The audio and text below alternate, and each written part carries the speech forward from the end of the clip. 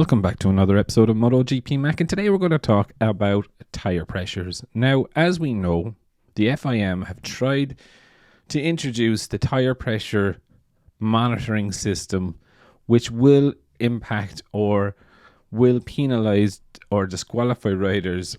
However, they hadn't seemed to got the system right before the start of the season. And they tried to introduce it at the start, it was pushed out. They tried to introduce it again in Mugello, and again it was pushed out. But this time they have announced that from the British Grand Prix in Silverstone, that tyre pressures and the penalties that would come along with it will be enforced for it. Now, if you're not up to speed on what exactly this is, basically the teams need to be in compliance, and the teams and riders need to respect the minimum tyre pressures for the front and rear tyres. Now, the minimum for the front tyre is 1.8 bar, and the minimum for the rear tyre pressure is 1.68 bar. Now, this must be in place for at least half of the race distance.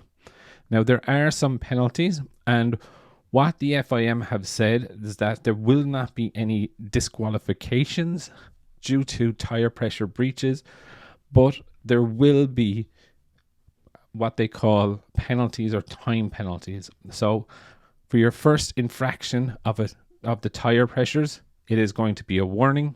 Your second infraction will be a 3-second penalty. Your third infraction will be a 6-second penalty. Fourth infraction will be a 12-second penalty.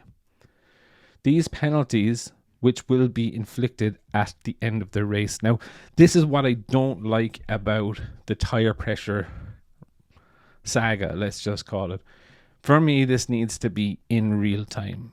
So, for example, it doesn't really make sense that a rider completes a race. He's not really going to be monitoring his tyre pressures, let's be fair, or he runs off into the grass, loses an awful lot of tyre pressure, and let's just say he's battling for third, fourth, second even, and all of a sudden, he gets hit with a 12-second penalty and pushes him outside the points for nothing that he can really monitor and ensure. Now, I am sure the teams will change something on the dashboard to let them know that they're running dangerously close to the minimum tyre pressure so that they may action something. But again, I think it is something that is a stupid rule, if I'm honest. I get it for the safety factor, but I think one of the things for me is that my personal opinion on this is that, if it's a quarter of a race rather than half of a race, then you can kind of say,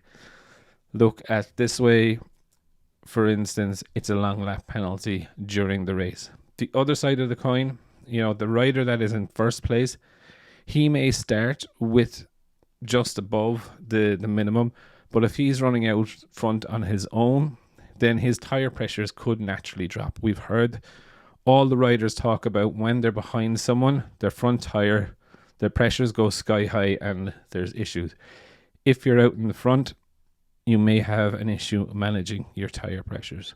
But I'd definitely love to know your thoughts. What do you think of this whole tyre pressure regulation? Definitely leave your thoughts in the comments below, and I'll be back again tomorrow with another video.